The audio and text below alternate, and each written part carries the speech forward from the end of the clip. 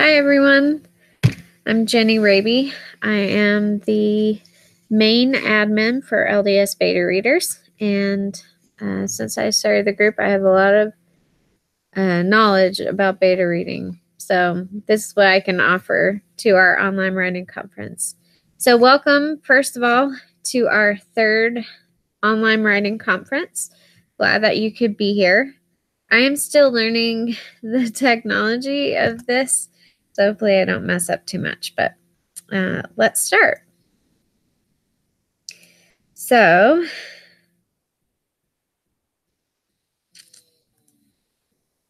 I am going to be talking about what beta reading is and how to give and receive feedback. And then at the end, there's some practical application that we can practice doing beta reading for others. Okay, so let's start. I always start with a quote. Feedback is the breakfast of champions. If you are in the creative process, you know how important feedback is, and it's just part of the game. It's not always a fun part of the game, but it can be if you have the right attitude. So, make your work bleed or suffer indeed.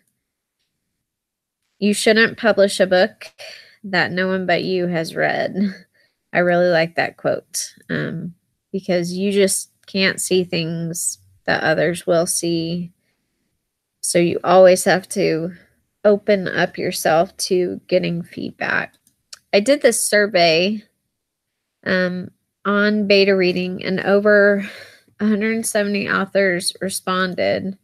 And the first question I asked was, should authors have beta readers? And 93% said yes, 2% said no, and 5% said maybe. And most of them said maybe because they said that half of their learning process was finding beta readers in the beginning, but then once they had become more experienced, they found it unnecessary. But all of us should have editors. So even the experienced writers need feedback from editors. So yes, it is very important to the writing process. Out of that survey, 71% were readers and authors. 15% reader only and 13% author only. So that just goes to show that most good writers are reading for others and writing. That's really important because the more that you learn to beta read, the more you know what to look for in your own writing. And I'm guessing that 15%, their writing could be a little weak just because, that 13% that is only asking for beta readers and not giving feedback themselves, they're probably weak in their writing. So no one could do their best work in a bubble. Gaining information from outside resources helps make the author's vision for the story the best it can be. I really believe that. Okay, so in that survey, I had 48 editors respond. Should authors have beta readers? So here was their opinion. 95% said yes. 4.9% said maybe. And again, that went off of sometimes when they're more experienced, they don't need it. And I asked, can you tell when an author has had beta readers? And a lot of their responses were very similar to this one. And I really like this quote, so I just pulled it from the survey. Drafts that have not had beta readers often have not been edited nearly as well before they come to me. The plot lines are a tangle of ideas that the author hasn't finished piecing together, and the characters are not as relatable or likable. This isn't always true, but if the author is not a natural editor, beta readers force them to do their part before I do mine. I like that. Beta reading is not to replace editing services, but it is to help the editing process go that much better. I know a bunch of times when I have beta read for people, I can get so much better feedback to them if I don't have to look at all of the glaring errors. like the style of their writing, like, oh, you need to indent your paragraphs. Those are just simple things that people can point out to us that we can be doing. But here's the thing. One thing that they said is, what should beta readers not focus on? And they said proofreading, grammar, word choice, and advanced writing. And I think they mean proofreading as far as advanced editing, because I'm sure they want words spelled right. And if those errors can be caught beforehand, that's good. But a lot of people have opinions on what to italicize and what not to, and how to do internal thinking, and how to, what format to use, or whatever their format rules are. They're going to all be different. So beta readers should not focus on those small details. That's the editor's job. So what is beta reading? There's two types. The first one is alpha. Alpha beta reading is a first reader. So the reading could occur before the first draft is done. Like, I need you to look at this first chapter and see if you like where it's going. Sometimes alpha readers are good for confidence building, like just to make sure you're on the right track. You look at the overall structure of the book and you say, oh, there's major plot holes, big glaring issues, and you don't want too many eyes at this stage because it hurts your creative process. So beta reading then, your draft, is usually finished and you have self-edited as much as you can. You're close to your finished product, as close to your finished product as you can do it yourself. And feedback is required to make it that much better. So basically, you don't ask for beta readers until you have made it the best that you can on your own. Until then, you ask for alpha readers. Like, look at this chapter. Does it make sense? And on our LDS beta readers, we don't say, oh, we only want beta readers. But you do need to give your readers a heads up of what they should be looking for. And we're going to talk about that. So just a little bit of how LDS beta readers and why I started it. When I was first looking for a place to find feedback for my first writing project, I started looking at online Facebook groups. The problem was all of the beta reading groups that were in, they wanted to swap very violent scenes with me, or ones that had lots of cussing that I don't really support, or sexual scenes that I wasn't comfortable with. And I had this problem in all three of the beta reading groups that I was in. I did find a few good people, but I just felt like no one wanted to read mine because it was clean. And so I decided to start my own group. And even though I called it LDS beta readers, we take everybody that wants to come. But we do abide by LDS, or Church of Jesus Christ of Latter-day Saints standards, just to ensure some protection for our readers, to make sure that they're not put in uncomfortable situations where they have to read things that they don't want to. So here's what you can get out of LDS beta readers if you're new to this group. You can get critiques, friendship, support, goal setting opportunities, celebrate together, share blog articles about writing best practices. You can sprint and push each other to write every day, network, publish editing advice on our blog. We publish anthologies together. We have writing events, and we let you know about contests, pitching opportunities, and conferences. So those are all great things to help you as you are starting up your writing career. So let's talk about what you should do before you seek beta readers. There are 3 big things that you need to understand before you read for someone or before you ask for readers. one, the author is the only one who sees the big picture. You're the only one that sees what the story is all about. And you need to understand that as someone giving feedback too, that you may not see the picture that they see. And just because they gave you one chapter doesn't mean you want to tear them apart because of this vision that they have. And that's all wrong. So keep that in mind, that the author has in mind the whole story. Two, everyone's time is valuable. And this one's truly important because beta reading is a service. We don't charge. And if you're asking for a beta reader to help you, you want to make sure that you're grateful to them.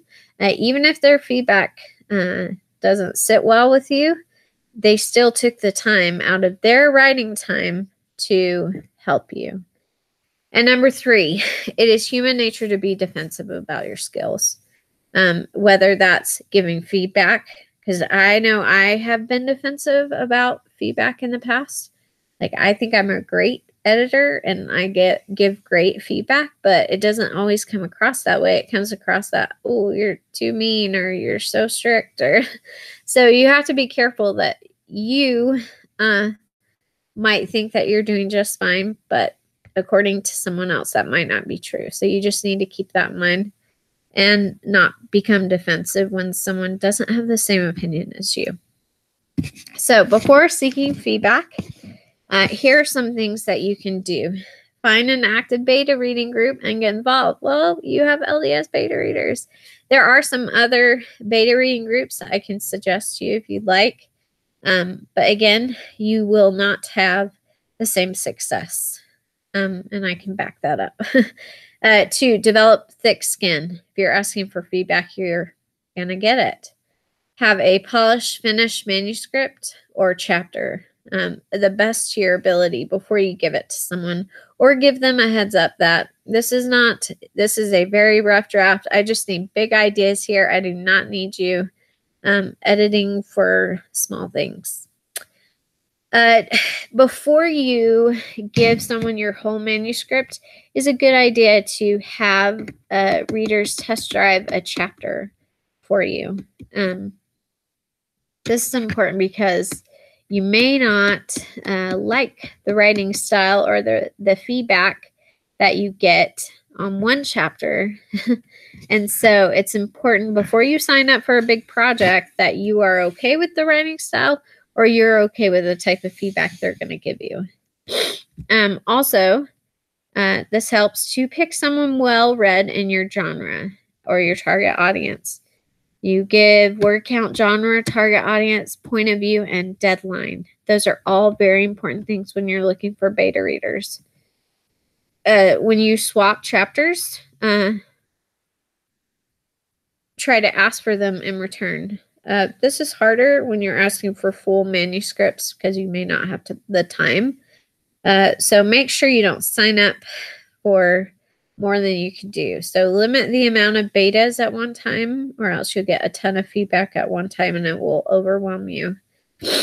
Share concerns with your manuscript. So tell them, I am really rough at doing setting and character building. So could you look for that when you are editing? And tell them what level of critique you want. So I'm new to beta reading, so if you could go soft, don't feel bad about asking for that. Or you say, I'm really seasoned, I want the hard stuff, so I need a really hard beta reader that will help me. And most importantly, be specific about what you want feedback on. So here are some things that you can tell them that you want feedback on. Plot hole, story structure, character development, pacing, info drop check, emotional reaction, point of view, beginnings and endings, story enjoyment, sensitivity readers, voice, word choice, and last, proofreading marks. I don't really ask for this from people because what if you have to take out a whole scene and they've edited so well all the little marks, and you have to take out that whole scene because it doesn't work with the rest of your manuscript. So sometimes it's pointless to edit for those things because you might end up like wasting their time. So just be clear.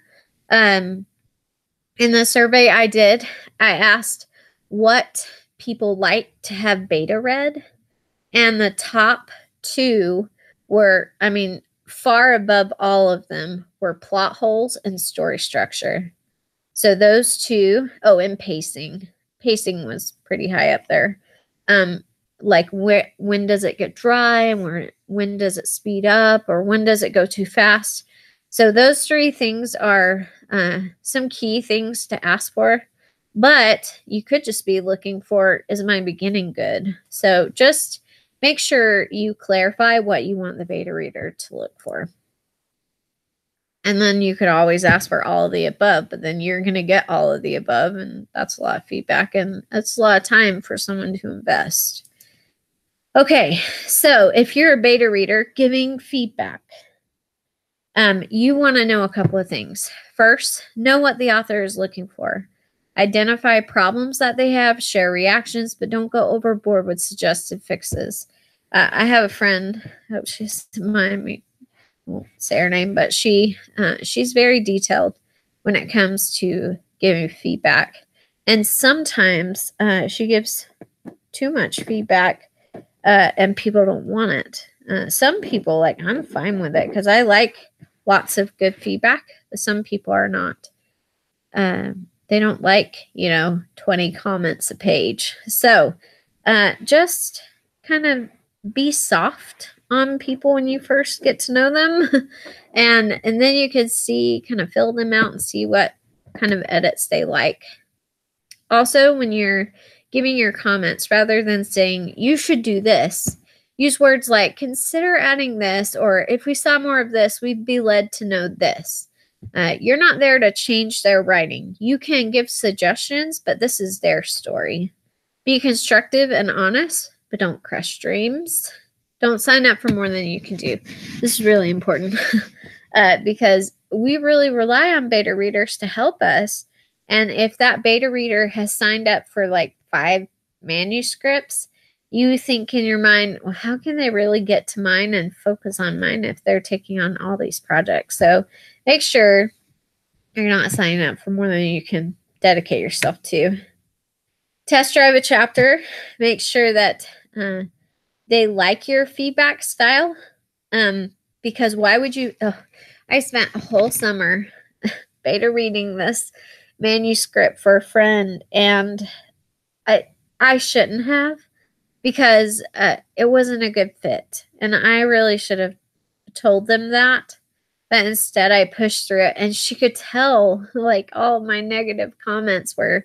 And she eventually said, I'm not going to read any more of this. And I don't blame her, because I was really in a bad mood when I was beta reading for her, and it came out that way in the comments. So some people are just not a good fit. And it doesn't mean you're not a good beta reader or you're not a good writer. It's just that some people prefer different styles, and you have to be okay with that. Also, stick to the author's deadline. If they said they want it back in 2 weeks, do it in 2 weeks. And if you haven't, turn in what you have so they can at least work with what you've tried to do, and they can still hit their deadline. Read a lot. This will make you a better beta reader. Don't rewrite their book, and keep in contact. So if you're working on their book, just send them a little message and say, hey, I know your deadline's coming up, but I'm only halfway through. Would you rather me send it to you, or do you want me to keep going? Can I have another week? Just keep in contact with them. Don't be a ghost. Don't disappear. So after you receive that wonderful or terrible feedback, there's some good do's and don'ts. Always say thank you. Assume good intent. This is important. People are not out to hurt you. They just want to help you. Most people, their intent in beta reading is to help you be the best that you can.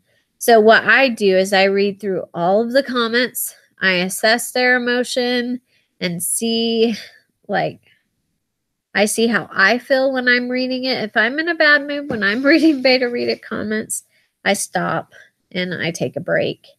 But then I come back to it a few days later after I've had some time to digest it. I always do the easy fixes first, you know, the ones that I wish they wouldn't have done, but I just do it anyway. And I delete the comments as I go. You can also combine documents on Word. That really helps to make things easier because you can just accept or reject what they've said. Consider the hard stuff. So that's why I do the easy stuff first, so I can have time to think about, okay, if it says add some internal dialogue here or some internal thinking, that sometimes takes me a while to figure out. So I want to sit on that for a minute and see. I want to take time to do that part well. You can work on something else. Take breaks. Wait for the click. Make changes and then treat yourself. Then realize at the end of all your beta readers that they are not free editors. They are just beta readers. I really like that quote. When they're good, they can be very, very good, but when they're bad, they're horrid. So you'll have a bad beta reader. I can promise you. I've had bad beta readers. But you also have, if you have done what I've asked you to do and developed thick skin, you'll just let it roll off and you'll keep going because you'll know that there are good beta readers out there and that person is not a match, and don't ask them again. There's nothing wrong with that. Okay, so let's talk about ways that you can beta read for others. And also, in learning how to beta read for others, you're also learning how to be a better writer yourself. So we're going to actually do this. I have some examples in the file section of some first 500 words of people's writing. And I want you to go download that document. It has a couple of examples in it, so you can do the ones that you want. But here are the things that I want you to be doing. For each piece, I want you to look for these things. Okay? I pulled this from our first 500, our first chapter contest. This is our score rubric that we used. So we have all of these categories: hook, conflict, character, setting, mood, pace, style, and voice, mechanic, and overall thoughts. These are all of our categories that we scale 1 to 5, and then we take a total score. And it is kind of amazing that the first 500 words of any chapter, not just first chapter, it needs all of these things. So these are not all applicable only to first chapters. They're applicable to all good chapters.